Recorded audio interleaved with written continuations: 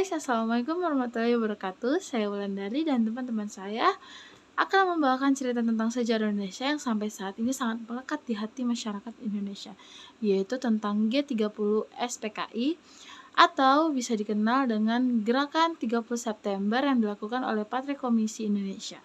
Oh ya, aku mau sedikit disclaimer bahwa informasi-informasi yang kami sampaikan telah kami rangkum dari berbagai sumber. Jadi mohon maaf apabila ada kekurangan informasi yang kami sampaikan tentang G30 SPKI ini. Mohon dikoreksi. Oke, di balik sejarah G30 SPKI yang kelam terdapat latar belakang dan tujuan mendasari upaya penggulingan pemerintahan tersebut. PKI sendiri merupakan singkatan dari Partai Komunisi Indonesia, sebuah partai yang didirikan oleh seorang tokoh Belanda, menjadi salah satu peristiwa yang masih menjadi bekas hingga saat ini. Sejarah G30 SPKI dikenal juga sebagai salah satu upaya pengkhianatan besar yang pernah terjadi di Indonesia. Tragedi G30 SPKI melibatkan pasukan PKI dan pasukan Cakrabirawa. G30 SPKI atau Gerakan 30 September merupakan suatu gerakan di mana sekelompok personel militer menangkap dan membunuh 6 jenderal pada tahun 1965, yang mana hal ini dilakukan untuk memadai dimulainya kudeta bertujuan untuk menjatuhkan kekuasaan Soekarno yang merupakan presiden pertama Indonesia. Untungnya, upaya penggulingan pemerintahan ini berhasil digagalkan. Mengutip dari keputusan Presiden nomor 28 tahun 1975, G30 SPKI adalah peristiwa pengkhianatan atau pemberontakan yang dilancarkan oleh Partai Komunisi Indonesia dan atau pengikut-pengikutnya terhadap pemerintah Republik Indonesia pada tanggal 30 September 1965, termasuk gerakan atau kegiatan persiapan serta gerakan kegiatan selanjutnya. Oke, pembahasan selanjutnya akan dibahas oleh teman saya yaitu Alif Mirza. Oke, nama saya Alif Birja dan ingin melanjutkan pembahasan yang sebelumnya sudah dibahas, yaitu bernama Wulan. G30S ini dilancarkan oleh PKI yang saat itu dipimpin oleh Dipa Nusantara dan terjadi di dua kota, yaitu Jakarta dan Yogyakarta, dengan melibatkan pasukan Cakrabirawa yang saat itu berada di bawah kendali Letnan Kolonel Untung Samsuri. Awalnya gerakan ini hanya mengincar perwira tinggi dan Dewan Jenderal dengan menculik mereka untuk dibawa dan disekap di lubang buaya. Namun dalam pelaksananya 3 orang langsung dibunuh di tempat. Mereka yang menjadi korban adalah Letjen Ahmad Yani, Maijen R. Suprapto, Maijen Mas Trido Darmo Harjono, Maijen S. Parman, Brigjen di Panjaitan, dan Brigjen Swetojo Sismowiharjo. Pada peristiwa ini, Jenderal A.H. Nasution berhasil lolos dari usaha penculikan. Namun putrinya yang bernama Ade Irma Suryani yang berusia 5 tahun serta ajudan yang bernama Letu Pierre Adres Tendian meninggal dunia dalam peristiwa tersebut. Peristiwa perwira senior lainnya, ia berhasil menghubungi dan menghasilkan dukungan Panglima TNI dan AL dan Polri. Dia kemudian mengambil alih komando Angkatan Darat dan mengeluarkan perintah untuk membatasi semua pasukan ke barak mereka. Karena perencanaan yang buruk, sebagian besar pasukan pemberontak melarikan diri dari setelah pertempuran kecil pada dini hari tanggal 2 Oktober. Angkatan Darat berhasil menguasai kembali Halim yang sebelumnya diduduki oleh pihak PKI. Baru pada tanggal 4 Oktober mayat ketujuh korban itu ditemukan dari sumur tempat mereka dilemparkan ke lubang buaya.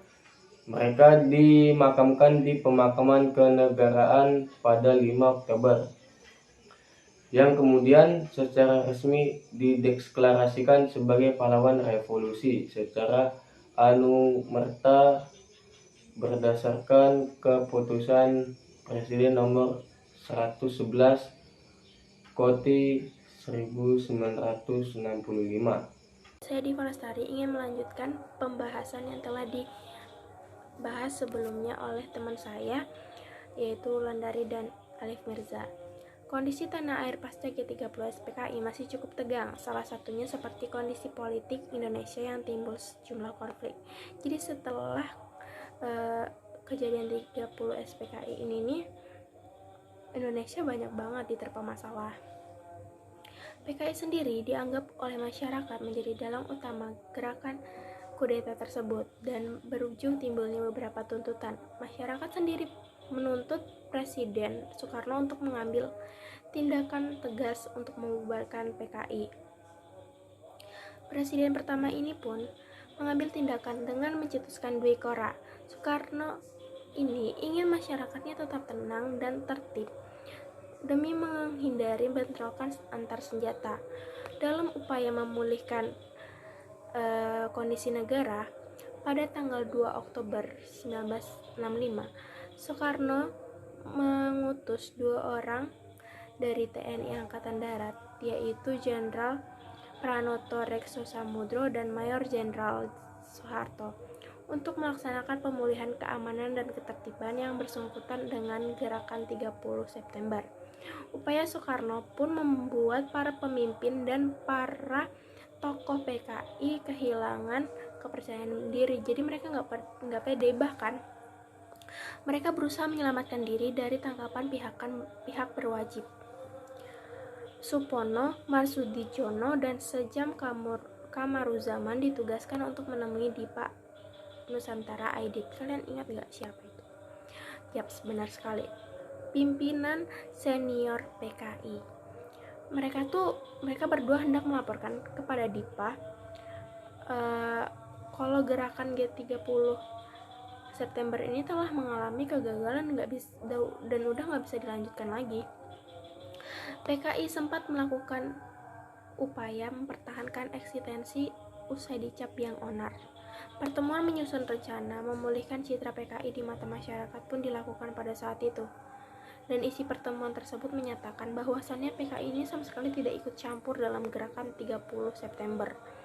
PKI menyatakan tidak tahu menahu tentang anggota yang tercantum namanya dalam Dewan Revolusi dan mendukung penyelesaian secara politis sesuai yang digariskan oleh Soekarno. Namun hal itu tidak membuat pemerintah bergeming dan tetap melakukan pembubaran PKI. Akhirnya Soekarno mengeluarkan surat perintah 11 Maret, yaitu yang sering kita dengar dengan Supermar, dan pada tanggal 12 Maret PKI resmi dibubarkan. Baik, terima kasih. Saya Herlisa dari AKL 1 ingin menjelaskan tentang dampak G30 SPKI, yaitu 1. Anti komunis. Dampak utama dan pertama yang muncul setelah G30 SPKI adalah gerakan anti komunis.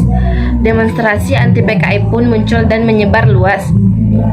Aksi massa ini dimulai di Aceh dan kemudian bergeser ke Jawa Tengah dan Jawa Timur. Tidak hanya demonstrasi, tentara juga menyapu pedesaan dan dibantu oleh penduduk setempat dalam membunuh tersangka komunis.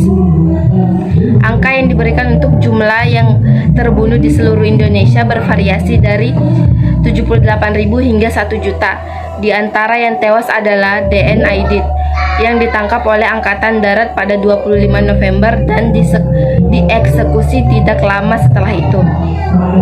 Ratusan hingga ribuan warga Indonesia di luar negeri yang merupakan bagian dari penganut paham komunis tidak dapat kembali ke Indonesia dan memutuskan untuk menghabiskan sisa hidup mereka di luar Indonesia. Demikian sejarah G30 SPKI yang sempat terjadi di Indonesia menjadi salah satu peristiwa penting dalam sejarah panjang Indonesia. Peristiwa G30 SPKI merupakan salah satu peristiwa yang masih dirasakan dampaknya hingga saat ini. Sekian dari saya.